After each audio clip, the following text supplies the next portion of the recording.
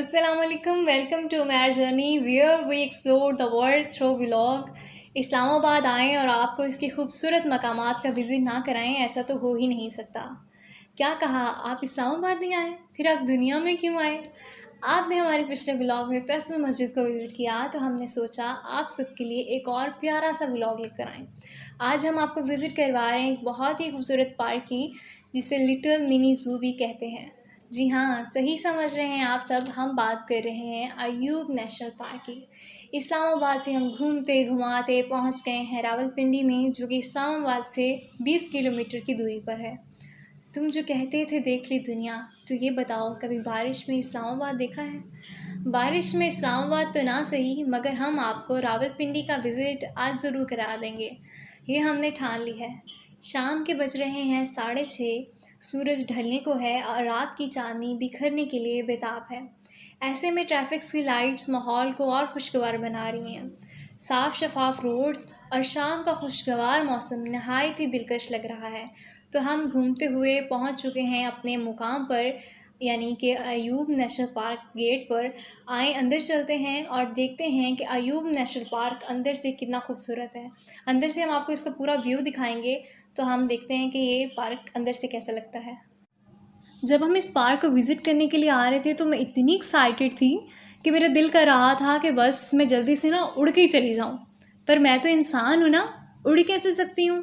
अक्सर मैं ये बात ही भूल जाती हूँ। अरे नहीं, मैं ये बात भूल जाती हूँ कि मैं उड़ नहीं सकती। आप सब क्या समझें? अच्छा चलें, कुछ इस पार्क के बारे में भी बात कर लें, वरना ये ना हो ये पार्क मियाँ हमसे नाराज़ ही हो जाए। तो हमारे सामने एक बहुत ही खूबसूरत सी झील नज़र आ रही है, जिसके इर्द गिर्द हम देख सकते हैं कि बाउंड्री एक सेट की गई है और इस झील के अंदर डिफरेंट कलर्स की बोट्स नज़र आ रही हैं। लोग आते हैं, बोटिंग करते हैं, डिफरेंट एरियाज से, डिफरेंट सिटी से लोग इस पार्क को विज़िट करते हैं, ताकि यहाँ की जो ब्यूटी है उसको विज़िट किया जाए। पार्क में एंटर होने के बाद आप खुद को एक पुरसुकून मुकाम पर महसूस करते हैं।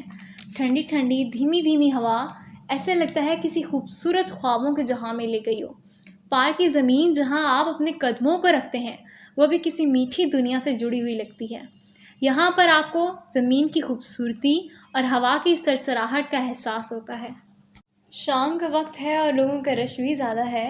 अभी हमारे पास से एक बस गुजर कर गई, मेरा दिल कर रहा था कि बैठ जाऊं। इसमें तो बच्चा पार्टी भरा हुआ था। अगर मैं मौसम की बात करूं तो बहुत ही खूबसूरत। रात होने को है, काफ़ी देर हो गई है हमें चलते चलते। एक सुकून का एहसास हो रहा है। पार्क की हवा जो हमें शहर के शोर और भाग दौड़ से दूर एक बेहतरीन खुशगवार एहसास दिलाती है। यह हवा सारी दुनिया के शोर और परेशानियों से दूर एक खूबसूरत एहसास है।